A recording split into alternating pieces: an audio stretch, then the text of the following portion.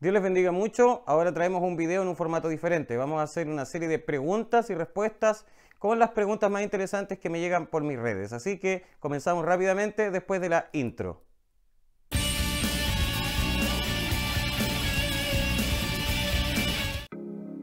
Me llega una pregunta muy interesante para comenzar esta ronda. Dice, mi pareja y yo nos casaremos el próximo año, pero no tenemos decidido a cuál iglesia ir. Es una pregunta bien interesante y muy importante, porque uno de los puntos a más tener en cuenta a la hora de casarte es dónde se van a congregar, asumiendo que ambos son creyentes. Pero es bastante complicado porque la iglesia tiende a formarse ya casi como una familia, sobre todo si llevas años congregándote en el mismo lugar. Pregunta, ¿qué opina él de tu iglesia? Pero esto tiene que ser consensuado, porque si tú no te sientes cómoda en su iglesia y él no se siente cómodo en tu iglesia, una buena solución sería que ambos se congreguen en una distinta, pero esto tiene que ser muy consensuado. Yo soy de la idea de que una familia debe congregarse en una misma congregación, para que no perdamos el concepto también de que la familia viene a ser también el núcleo de la iglesia.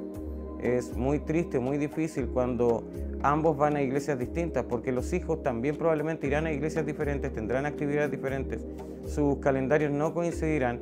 El afecto por la congregación o la palabra que van a recibir o la idea de iglesia o de Cristo que están formando puede ser, en su forma de vivirla, muy distinta. Me parece que esto es algo fundamental que tienen que solucionarlo antes de casarse, no después. Lo importante es que la iglesia sea una plataforma para el crecimiento de ambos. Si crees que en tu iglesia él puede crecer más, demuéstraselo. Todo tendrá que ver con la experiencia que él tenga en tu congregación, y tú también debes estar abierta a la posibilidad de que en su iglesia también encuentres un espacio para crecer. Pero insisto, tienen que llegar a un consenso. ¿Cuánto debe durar la disciplina en la iglesia? Entendiendo la disciplina, que es cuando te sacan de todos tus servicios y no puedes activar en nada, simplemente ir a congregarte pero sin operar o ministrar de ninguna manera. Quiero ser sincero, esta es una práctica que no me agrada mucho. Es más, yo soy muy contrario a esa práctica disciplinaria, porque creo que la mejor manera de ser restaurado precisamente es sirviendo. Pero creo que hay iglesias que aún practican esto de prácticamente borrarte del ministerio, de lo que el Señor en su llamado te ha hecho servir. Estoy seguro que cuando una persona peca, lo más sano es acompañarla, apoyarla, no aislarla.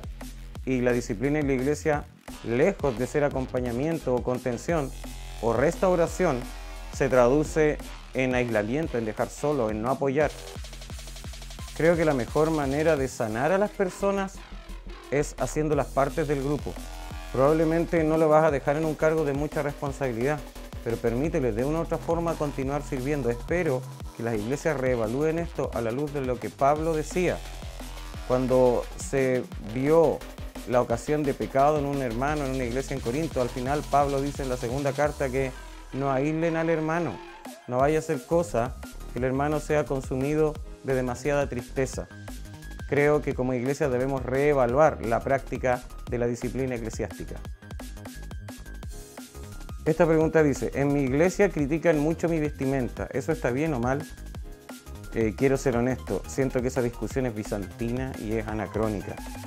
Creo que hay algo que los pastores no debemos traspasar, que son las libertades personales.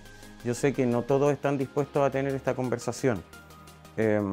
Solemos tratar a las ovejas como si fuesen niños, independiente de la edad que ellos tengan. Y creo que hay asuntos que, como personas, debemos dar libertad por un asunto de respeto y de sentido común. La verdad, a mi entender, eso es religiosidad y tradicionalismo. Pero para que eso cambie, el pensamiento del liderazgo debe cambiar. Si el pensamiento del liderazgo de la congregación no cambia, difícilmente la práctica de condenar eso va a cambiar. Yo te sugiero que si te estás sintiendo de alguna forma vulnerado o vulnerada, evalúes la posibilidad de salir de esa congregación por un asunto de salud mental. Creo que fuimos llamados a libertad, y si no traspasamos ningún mandamiento cristiano, entonces esto se vuelve secundario y nadie debe ser objeto de censura por hacer uso de su libertad personal. Por tanto, creo que debemos privilegiar la salud mental y si te estás sintiendo incómodo, rápidamente sal de ahí. ¿Por qué digo esto? Porque si te están dañando en la salud emocional, eso también va a afectar tu vida espiritual. Por tanto, cabe la oportunidad de preguntarse si realmente vale la pena seguir congregándose en un lugar que te está afectando tanto emocional y espiritualmente y en el cual no estás viendo bendición para tu vida. ¿Cuál es la misión de la iglesia para los que asisten ahí? Buena pregunta, porque uno debe saber por qué razón hay que congregarse o qué es lo que la iglesia puede aportar a mi vida para que yo sienta la obligación espiritual de permanecer ahí.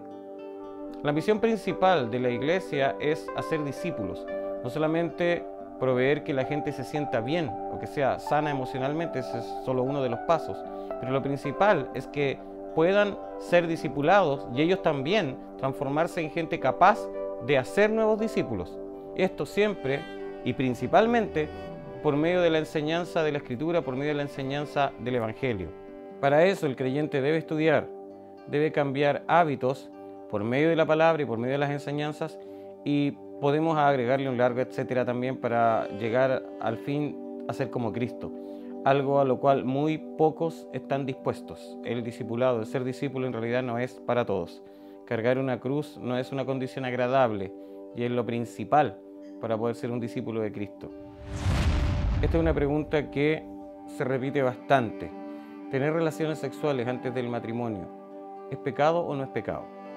Yo creo que la pregunta no es si es pecado o no es pecado, porque cuando la Biblia aborda el tema, lo hace desde el contexto para el cual se escribió. La Biblia jamás, tú no vas a encontrar ningún pasaje donde haga una defensa de la virginidad. Lo que la Biblia sí hace es una defensa del matrimonio.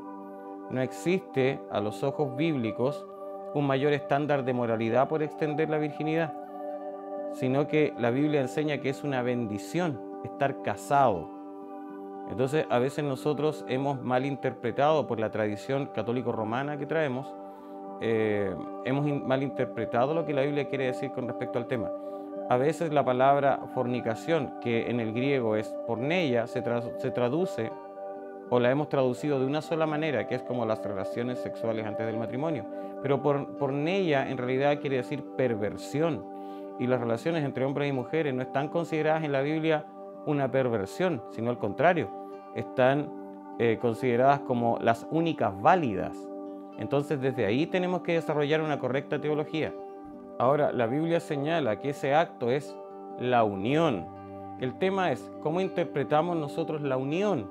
Recordemos lo siguiente, los matrimonios empezaron a ser bendecidos por la iglesia recién en el siglo XIII y los matrimonios también, el matrimonio civil, al menos en nuestro país que es Chile, empezó a legalizarse recién en el siglo XVIII, pero todas las culturas anteriormente tenían algún tipo de ceremonia para validar la unión, o lo que hoy conocemos como matrimonio, que en esos tiempos ni siquiera se llamaba matrimonio. El tema es definir qué es unión. Cuando ambos están unidos, ¿cómo interpretamos eso? Yo creo que esa es la clave de la pregunta. ¿Cómo interpretamos estar unidos? Creo que cuando hablamos de matrimonio, la iglesia debiese ser a quien más le interesa hablar de matrimonio. Hoy día no quedan muchas instituciones que promuevan el matrimonio como lo hace la iglesia. Por tanto, la iglesia debiese ser mucho más proclive a enseñar, a estudiar y a transmitir lo que la Biblia enseña acerca del matrimonio, porque finalmente somos los más interesados en que esto se produzca.